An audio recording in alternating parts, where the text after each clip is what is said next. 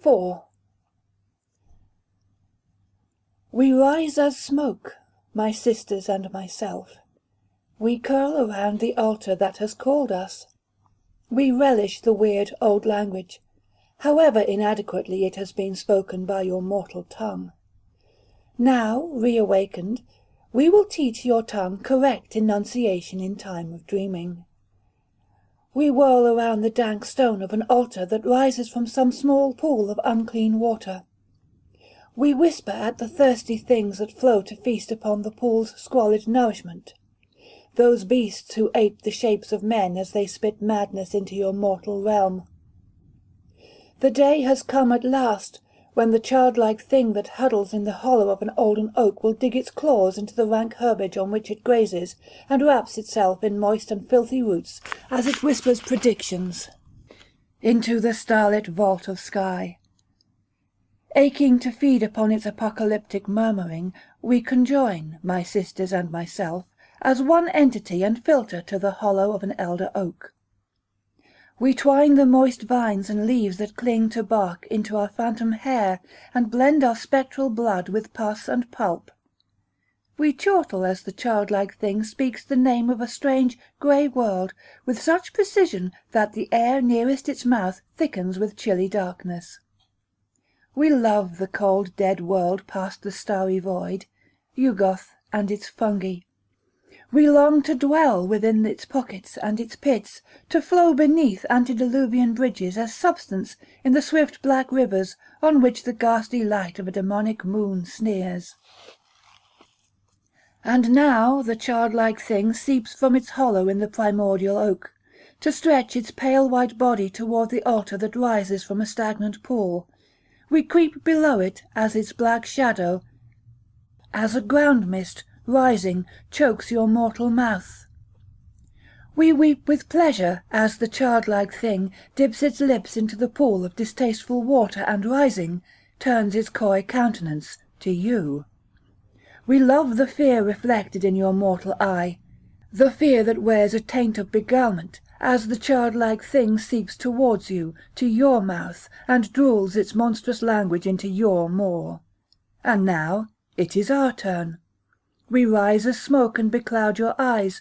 Your nostrils suck us in, so that we may frolic with your brain. We teach you how to shut your eye and dream, and in your dream we teach you how to utter our rare language to the audient void. We swim to your roots of hair, and flow out of your dome as strands of fungi that wave in rising wind. We teach you new appetite as the childlike thing spreads itself on dank altar stone and welcomes the ravishing of your mortal mouth.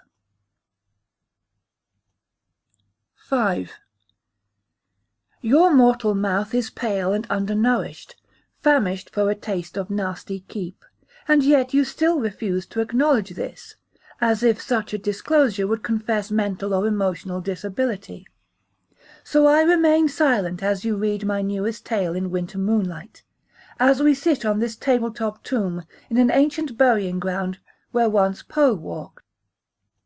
How nervously you laugh when once my tale is perused, and I laugh as well, but my mirth is evoked by the nervousness reflected in your eyes. You've outdone yourself, is your feeble commentary on my work. I exhale a cloud of breath into the frosty air. Really? Do you mean you find it more outlandish than my last? That other one gave you such macabre dreams. Such a wonderful compliment. To make you dream is my most earnest intent. Oh, you've inspired innumerable dreams, you sigh, bending to my bosom and kissing the flesh just above the bodice of my yellow evening gown. You keep your face near my flesh and drink in my musky perfume.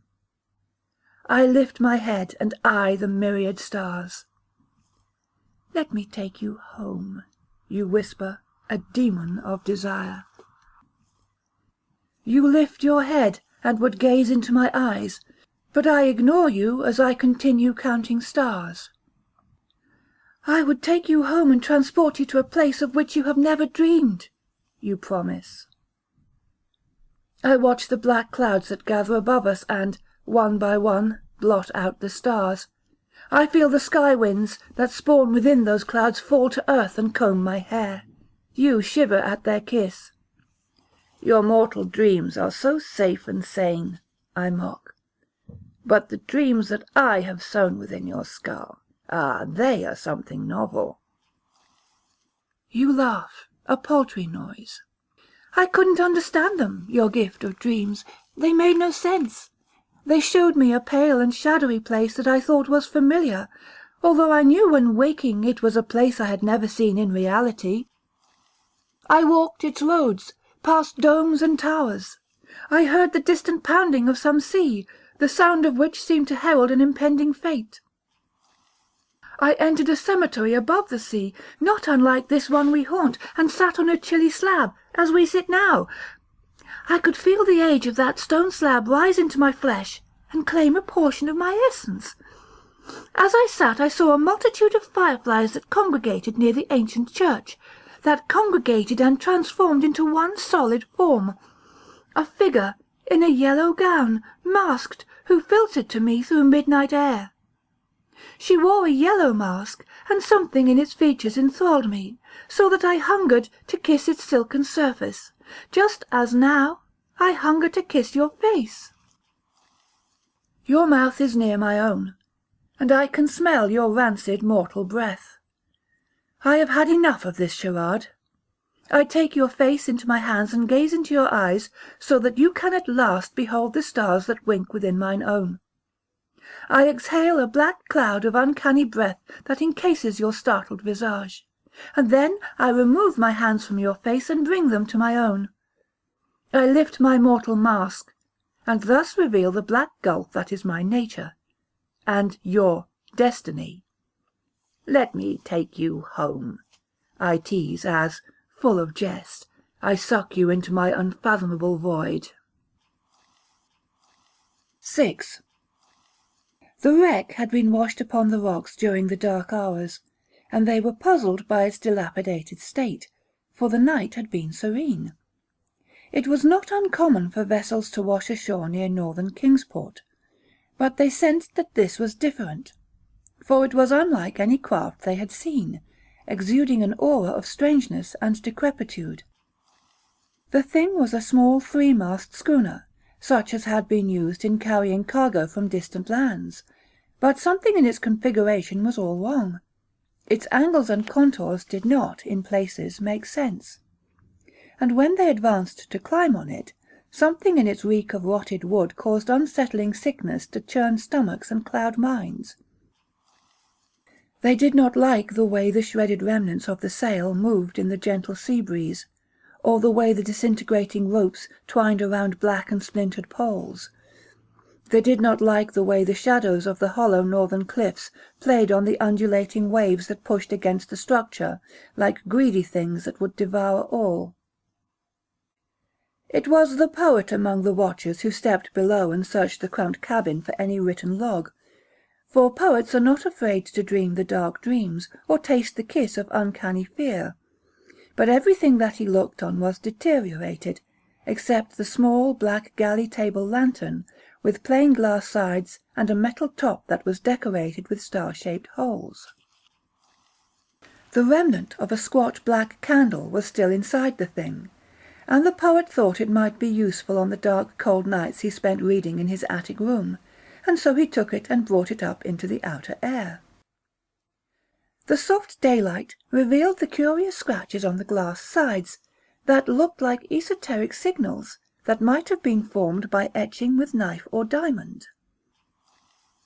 The others, to whom he showed the lantern, did not like the way the daylight played on the surface of the thing's black iron, but he dismissed their discomfort to the effect of the mysterious craft and its aura of weirdness. This was Kingsport, and they who lived here had become attuned to extraordinary things and curious ways, and so he took the lantern home and found a place for it on a stand near his reading chair in the attic room to which he escaped at close of day. He sat in his comfortable chair and did a bit of work on a poem that had proven difficult, scribbling by candlelight as night wind whispered at the attic window. In time he set aside his pen and pad, and extinguished the candles in their crystal holders. The darkness in which he sat was comfortable, and yet he could not quite relax because his eyes kept returning to the lantern on the table at his side. And so at last he struck a tapered match to his antique oriental flint box, in which he kept opium, and put its tiny flame to the candle inside the small black lantern. The little light that spread on the candle's wick played with shapes and shadows on the attic walls, and the poet frowned in incomprehension, for what contents within his little room could cast such outre forms on wooded surface, silhouettes of domes and towers, and malformed bridges that crossed deep caverns? Why did the walls of his attic chamber seem to tilt and slant, and of what did that remind him? The poet shut his eyes, and began to sing impromptu verse that gave form to the outlandish fantasy in which he found himself. And wasn't it odd, how he could suddenly hear the solemn bells of buoys from the distant harbour? And wasn't it weird, how near they sounded? He stopped his song and opened his eyes, and did not understand why the room looked so utterly unfamiliar. And then he realized that he was not in his attic chamber at all, but had somehow returned to the small dark cabin of the wreck, the antique lantern sitting on a crate beside him and casting a diagram of stars on the slanting walls. He noticed the small oriental metal box on the floor, similar in style to his antique flint box, and he reached for it and unclasped the lid. Inside was the withered debris of age-old tea, and dry as the stuff appeared, still the poet could detect a slight aroma. Closing the lid and pocketing the container, he reached for the lantern and vacated the cabin with its crazy walls and slanted ceiling. Sharp moonlight mingled the dead illumination with the lantern's living flame. The ruined craft was still nestled on an outcropping of rocks, and yet one portion of it was in water that gently rocked it. Cautiously stepping to that portion still in water, the poet held his lantern outward and peered into the place below the surface, and he could not understand why the water seemed so deep, so near to shore, nor could he comprehend the yellow thing that watched him beneath black water. Gazing at it steadfastly, he determined that it was a large figurehead that had fallen from some ship's prow. How its contours seemed to flow below the surface, so that the gigantic breasts encased in their yellow bodice seemed to heave, and the massive hand of one uplifted arm seemed to turn in circles, and as it circulated, the stars reflecting on black water moved with it, churning before his captivated eyes, and summoning him to join in their dance. He backed away and, holding the old lantern before him, found his way off the craft onto the slippery rocks, and then to the road that took him homeward. When once more he climbed the steps that reached into his attic room, the poet was comforted to see that it had regained its regular shape. Sighing, he placed the lantern onto its table, closed his eyes, and sang himself to sleep. It was some slight sound that reawakened him, one that he could not identify. The squat candle in the lantern had burned low and was nearly gone. Becoming aware of a weight in his coat pocket, the poet brought forth the oriental container that he had found aboard the craft.